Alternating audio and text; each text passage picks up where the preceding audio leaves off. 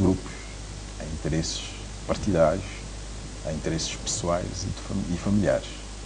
Portanto, é necessário que se queime esta etapa, no sentido de se poder eleger como prioridade as necessidades coletivas que justificam todo um sistema, a existência do sistema, e penso eu que só nesta etapa é que poderemos dizer que a nossa democracia estará a funcionar em pleno. Há algum exemplo ocorrido nos últimos tempos que lhe tenha suscitado particular preocupação, ou exemplos? Digamos, ultimamente suscitou-nos, não direi preocupação do ponto de vista negativo, mas aconteceu nos últimos tempos um fenómeno que é típico do regime democrático, que foi a consulta do Presidente da República, que Sua Excelência, o Sr. Presidente da República, faz ao Tribunal Constitucional relativamente à fiscalização prévia da constitucionalidade do projeto de lei que altera a lei eleitoral. Digamos que este é um bom exemplo. Acho que devemos começar a ver e sobretudo, exemplificar coisas positivas. Temos de romper com o hábito de estar permanentemente a exemplificar aspectos negativos. Sabemos que eles existem, mas temos, sobretudo, que, sem olvidar os negativos, começar a dar realce aos positivos.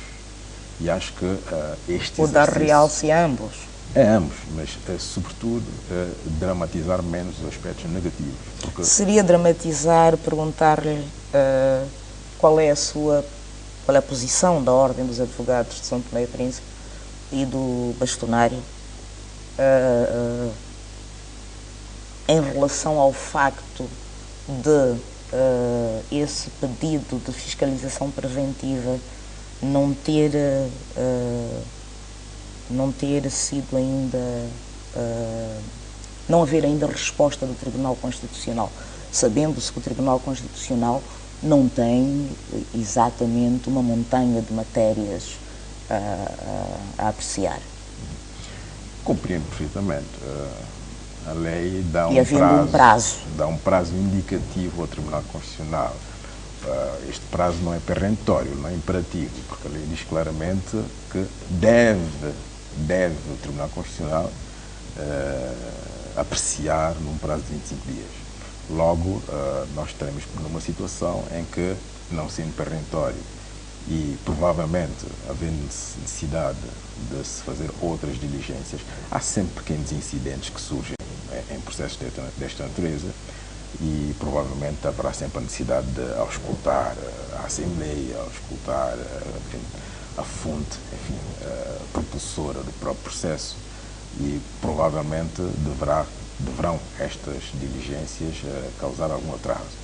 Mas nós não estamos aqui, o Tribunal Constitucional não está aqui perante uma norma peremptória, um prazo peremptório de 25 dias para apreciar esta fiscalização da constitucionalidade.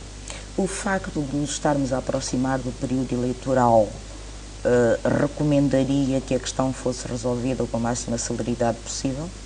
Julgo que sim, porque é necessário que, antes de mais, os partidos políticos e os atores da nossa democracia saibam exatamente em que quadro é que irão atuar nos próximos tempos. Isto sugere um outro aspecto que tem a ver com a possibilidade de entrada em vigor deste texto alterado, se for alterado, se passar, não é, pelo Tribunal Constitucional, porque normalmente tem sido tradição a vacatio legis desta natureza de diploma ser de um mínimo de 180 dias, porque é o período morto da lei, onde ela deve ser publicitada, os atores políticos e outros devem tomar conhecimento, os cidadãos, etc. Pode-se truncar a vacatio legis e isto poder ter repercussões negativas a nível do próprio processo eleitoral. Portanto, digamos, uma situação preocupante. Disse no seu discurso de empossamento, e eu vou citar: se o caminho até então percorrido tem sido árduo e espinhoso, ainda mais difícil será daqui para a frente, pois urge proteger e manter as conquistas já alcançadas, de todas as potenciais ameaças e escolhos. Doutora André Aureliano Aragão, no processo de surgimento, de afirmação, de crescimento, de implantação da USDEP, quais foram e têm sido os principais desafios? Bom, nós tivemos várias fases. Portanto, houve uma fase inicial em que todos os trabalhos preparatórios começaram, salvo em 1994. A verdade é que nós só conseguimos aprovar a lei. Nós não aprovamos a lei, a Assembleia aprovou a lei em 2006. Houve uma série de dificuldades que levaram a que, entre a intenção da criação da ordem e a sua efetivação, tivéssemos perdido tanto tempo. Vários foram os fatores que condicionaram a criação da ordem. Entre eles, creio eu, é que em 1994, digamos que durante a década de 90, não constituíamos massa crítica suficiente para impor nossos pontos de vista. E depois, por outro lado, há e sempre houve, e isto é quase uma vocação natural dos advogados e dos juristas, de serem dominados por uma veia política muito forte, o que leva a que muitos colegas sejam híbridos, entre aspas, no bom sentido da palavra, e esta tendência dominava os anos 90, que era serem advogados quando não estivessem a exercer cargos políticos. Evidentemente que a criação da Ordem dos Advogados iria disciplinar este tipo de atuação. Disciplinou? Em grande medida. Em grande medida, e digo-lhe que os nossos estatutos relativamente aos países que constituem a UALP, a União dos Advogados de Língua Portuguesa, acaba por ser o mais avançado nesta matéria. Embora o projeto inicial, no capítulo das incompatibilidades, não pusesse em causa a possibilidade, por exemplo, dos advogados serem deputados, quando da análise em comissão especializada da Assembleia Nacional dos Estatutos, foram os próprios deputados que acrescentaram esta impossibilidade no leque das incompatibilidades. Hoje, qual é a sua posição? Em alguns países, nomeadamente em Portugal, esta questão está na ordem do dia, tem sido discutida. E creio que a tendência, pelo menos a opinião maioritária, é de que há sempre algum perigo de promiscuidade entre o facto do advogado estar na Assembleia, estar no Parlamento e poder, de algum modo, influenciar, portanto, no processo legislativo, decisões que sejam favoráveis aos seus potenciais clientes, ou uma certa tendência, e digamos que para evitar, ou pelo menos tornar mais transparente e, enfim, evitar-se que hajam interpretações menos corretas, é preferível, e eu convivo perfeitamente bem e sinto-me confortável com a nossa solução, que é do advogado não poder ser deputado. Não será esta uma restrição de um direito subjetivo civil do indivíduo, desde que ele opte suspender a sua inscrição na Ordem dos Advogados e dedicar-se à política e poder exercer um mandato político como homem político. Portanto, a vida é feita de opções e nós temos, em determinadas etapas da nossa vida, temos que fazer as grandes opções. O que não devíamos continuar a alimentar era a promiscuidade até então existente. E penso que a nossa solução, que foi inovadora, não tão graças a nós, não fomos nós os protagonistas dessa solução, mas sim os próprios deputados. Então,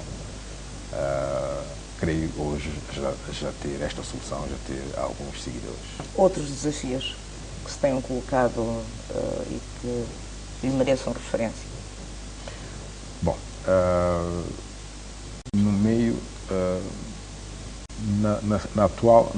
no atual estádio de desenvolvimento de São Tomé e Príncipe, o papel do advogado nem sempre é compreendido. E nós temos que analisar friamente e descomplexadamente qual é o nível da cultura jurídica do nosso povo. E temos que trabalhar sobretudo nisto. Há vários episódios em plena audiência de discussão e julgamento em que os nossos clientes transmitem-nos certas mensagens olhando para nós, porque não gostam, não veem com bons olhos o espírito de colaboração que existe entre os advogados em pleno pleito. Evidentemente, nós temos que explicar aos nossos clientes que o advogado da parte contrária é um colega, não é um adversário, nem é um inimigo. E que o exercício da profissão de advogado tem justamente esta faceta, que é o advogado não se envolver emocionalmente na causa do seu cliente. O advogado tem a obrigação de defender os legítimos direitos e interesses do seu cliente é uma obrigação, mas não é recomendável que ele se envolva emocionalmente nos problemas do seu cliente, porque são problemas estranhos ao advogado. Por isso, há esta empatia, e só quem está numa sala de audiências a conversar com o colega de lado, por um motivo processual, e vê o seu cliente em linguagem popular do nosso país com cara de sexta-feira, é que digamos, sente na pele a pressão de uma incompreensão pura e simples da função do advogado. E onde é que colocaria o próprio nível de conhecimento por parte dos cidadãos dos seus direitos e deveres? O nível de consciência cívica. Precisamos de trabalhar muito nesta área. Há que fazer-se um investimento sério nesta área. Hoje, aquilo que se faz em termos de assistência jurídica, sobretudo aqueles cidadãos com menos posses, resume-se mais ao patrocínio judiciário. Mas a assistência jurídica não é só patrocínio judiciário. A assistência jurídica deve se centrar também numa grande problemática que é o acesso ao direito e o acesso à justiça. Nós conhecemos situações dramáticas que nos chegam cada dia mais, de cidadãos que são injustiçados, que estão perante situações de pura injustiça e que não têm meios para, de facto, fazerem valer os seus direitos, legítimos direitos. O acesso à informação jurídica, que eu creio que devia ser um bem universal, assumido pelo Estado. Como é que a Ordem pode contribuir para isso? A Ordem poderá contribuir para isso da mesma maneira como contribui para o patrocínio judiciário. É verdade que neste momento o advogado, de forma isolada, fala e fala pro bono. Há situações de manifesta injustiça em que o advogado vê-se na contingência de abrir mão a tudo que é honorários e de facto a socorrer, tal como um médico socorre um doente, no banco de urgência. Mas é preciso ver-se que os advogados acabam por ser uma espécie de Eingemeinschaft, uma empresa unipessoal que também tem de gerar receitas para a sua própria sobrevivência e o seu agregado familiar. E não pode permanentemente prestar serviços de forma gratuita às pessoas que de facto precisam. Daí que, da mesma forma como o Estado assume, ou tendencialmente deve assumir o patrocínio judiciário, deverá assumir assistência preventiva na vertente